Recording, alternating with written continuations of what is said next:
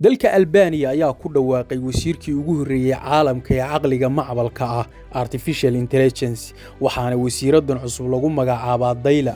wasiir Dayla ayaa bartamihii bishan hortimid baarlamaanka si ay u ansixiyaan wasiirnimadeeda. ra'iisul wasaaraha Albania Edi Rama oo soo bandhigay barnaamijkan ayaa sheegay in Dayla loo abuuray inay astaan u noqoto daahfurnaanta iyo hal-abuurka dawladda loona xil saaray arrimo ay ka mid yihiin la dagaalanka musuqmaasuqa iyo kor u qaadista hufnaanta shaqada dawliga ah. Dayla ayaa markii ay baarlamaanka ka soo hor muuqatay ku labisnayd dharka hiddaha iyo dhaqanka ee Albania waxayna khudbadeeda dhexdeeda ku sheegtay inaysan doonayn inay dadka bedesho balse ay tahay caawiye oo kaliya, iyadoo intaa ku dartay inaysan lahayn dano shakhsi ah balse ay ilaalin doonto qiyamka daahfurnaanta iyo xisaabtan la mid ah ama ka badan bini aadamku uu sameeyo. hase yeeshee xildhibaanada mucaaradka ku ah dawladda ayaa si adag uga hor yimid iyagoo ku doodaya in arrintani ay jebinayso dastuurka dalka maadaama Dayla aysan ahayn qof bini aadam ah sidoo kalena aysan noqon karin muwaadin Albaniyaan ah.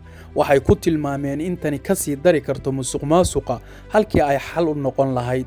mucaaradku waxay buuq iyo sawaxan ka sameeyeen hoolka baarlamaanka taas oo keentay in codayn la gasho xilka Dayla.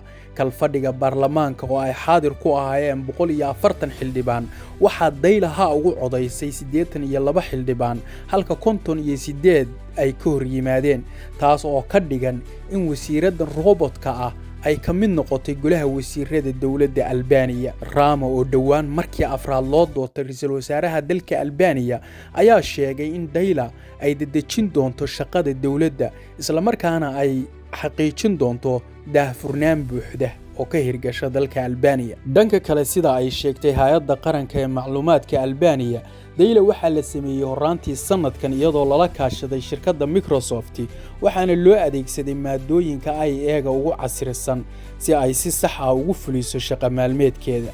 mashruucan waa qayb ka mid ah qorshaha weyn ee dawladda Albania ay ku muujinayso horumarka dhanka tiknoolajiyadda iyadoo sidoo kale ku dadaalaysa inay ku biirto midowga Yurub muddo 5 sano gudahood ah.